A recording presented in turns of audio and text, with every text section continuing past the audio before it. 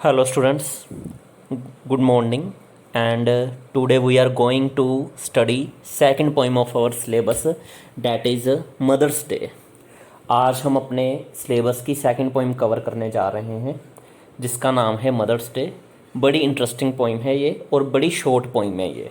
शिव के कुमार ने ये पोइम लिखी हुई है। शिव के कुमार 1921 में उनका जन्म हुआ था लाहौर में, और 1937 में उन्होंने अपनी study DAV high school Lahore जो उस समय में था वहाँ से अपनी उन्होंने स्टडी पूरी की। बाद में इन्होंने ग्रेजुएशन पोस्ट ग्रेजुएशन भी की इंग्लिश लिटरेचर में, और ये आज़ाद भारत में अलग अलग यूनिवर्सिटीज़ के प्रोफेसर भी रह चुके हैं। इंग्लिश की इनकी बड़ी वास्ट नॉलेज थी, और अपने इंग्लिश की पोइम्स कलेक्शन में से ही उन्होंने एक पोइम यहाँ पर डाली है जिसका नाम है mother's day.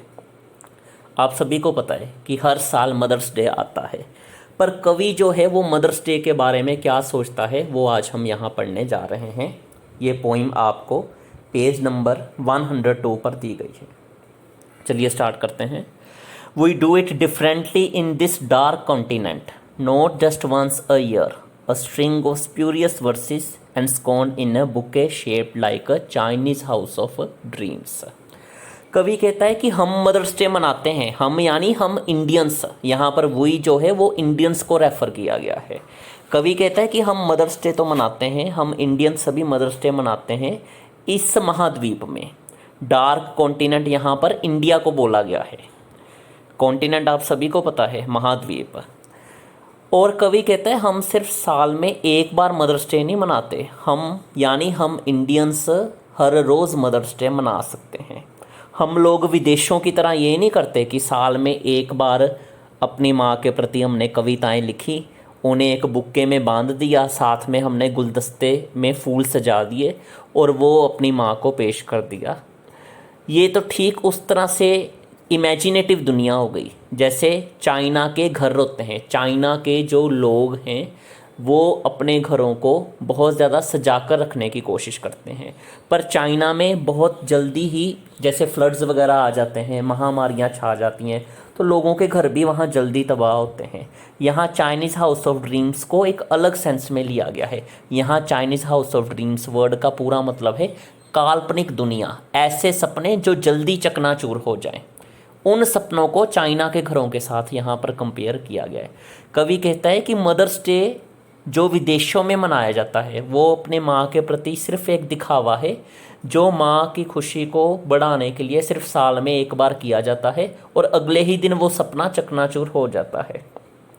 My mother is more demanding and observes a teach sunrise, like a devotee throwing a handful of yellow rice to the birds. कवि कहता है कि जो मेरी माँ है यानी जो कवि की माँ है वो बड़ी डिमांडिंग है, उनकी कुछ ख्वाहिशें ज़्यादा है।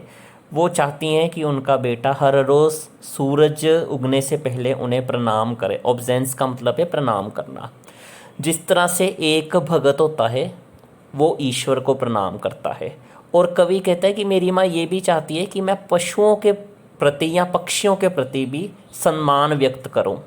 एक भक्त की तरह, एक भक्त जैसे ईश्वर का सम्मान करता है वैसे ही मेरी माँ चाहती है कि मैं उनका सम्मान भी करूं और पंछियों का सम्मान भी करूं, क्योंकि मेरी माँ को पंछियों से बड़ा लगाव है। वो चाहती हैं कि उन्हें रोज़ मैं एक मुट्ठी भर पीले चावल के दाने पंछियों को डालूं। Holding a candle brim before an idol just once a year is desecrating it. Desecrating का मतलब होता है इंसल्टिंग, इंसल्ट करना। कवि कहता है कि साल में अगर हम किसी मूर्ति के आगे सिर्फ एक बार दिए जगा कर खड़े हो जाएं तो ये उस मूर्ति की पूजा नहीं बल्कि उस मूर्ति का एक तरह से अपमान ही है।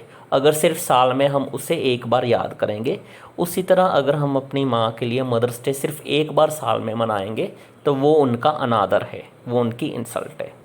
Whenever I see a caterpillar slouching towards a pansy's eye or hear ancestral voice in a wind's hall, I invoke my deity sometimes twice a day. कवि कहता है कि जब भी मैं देखता हूँ कि कोई कैटरपिलर जो है वो पेंसी की तरफ बढ़ रहा है। पेंसी एक पौधे का नाम है जिसके सुनहरे रंग के फूल होते हैं। कैटरपिलर को हम हिंदी पंजाबी में बोलते हैं जैसे सुंडी, हम शॉर्ट वर्ड में ये बोलते हैं। तो जब मैं कैटरपिलर को पेंसी के फूल की तरफ बढ़ते हुए देखता हूँ तो कई बार मैं डर जाता हूँ, मैं घबरा जाता हूँ। कई बार मुझे हवाओं में अपने पूर्वजों की आवाज़ें आती हैं, उनकी आवाज़ें सुनकर भी मैं घबरा जाता हूँ। इन शॉर्ट मैं छोटी छोटी सिचुएशंस में घबरा जाता हूँ। इसलिए मैं अपने परमेश्वर यानी कवि कह रहा है कि वो अपनी माँ को दिन में 2 बार याद करता है या उससे ज़्यादा बार भी याद कर लेता है। यानी अपनी माँ को हर रोज़ याद करना भी उनकी पूजा ही है। ये कवि आपको इस पोइम में कहना चाहता है। ब्रीफ इंट्रोडक्शन कवि की आपको पहले ही दे दी थी। कवि की introduction examination point of view से अनइम्पोर्टेंट है, तो हमने सिर्फ यहाँ पर पोइम कंप्लीट कर ली अपनी। तो ये हो गई हमारे सिलेबस की आज सेकंड पोइम। तो चलिए अब बात करते हैं होमवर्क की। अब हम बात कर रहे हैं होमवर्क की, जिसमें फर्स्ट क्वेश्चन ऑब्जेक्टिव टाइप में दिया है fill in the blank. The poem is related to dash day. कविता जो है डैश डे से रिलेटेड है। Number 2 give 1 word for many. To give respect, उसके आगे डैश है। आपने एक शब्द चुनना है इस पोइम में से जिसका मतलब है इज्जत देना किसी को। Who is the poet of this poem. इस कविता के कवि का नाम। 4th और 5th ट्रू एंड फॉल्स है। The poet celebrates mother's day once in a year. कवि जो है वो साल में सिर्फ एक बार मदर्स डे मनाता है। सही है या गलत ये आपने सोचकर बताना है। और 5th पर है the poet respects his mother. कवि अपने माता की इज्जत बहुत ज़्यादा करता है। 6th 7th क्वेश्चन आंसर है। Who are we mention in first line of the poem. इस कविता की पहली लाइन में वी वर्ड आया है, वो किन लोगों के लिए यहाँ पर लिखा गया है। वी शब्द किन के लिए रेफर हुआ है। 7th पर which countries refer to as dark continent. किस देश को डार्क कंटिनेंट कहकर इस कविता में बुलाया गया है। अंधेर भरा या गहरा द्वीप, डार्क कॉन्टिनेंट का ये मतलब यहाँ पर बनेगा। उसके बाद 10 डिफ़िकल्ट वर्ड्स आपने इस पॉइंट से लेने हैं और उन्हें अपनी नोटबुक पर नोट करना है। Thank you students.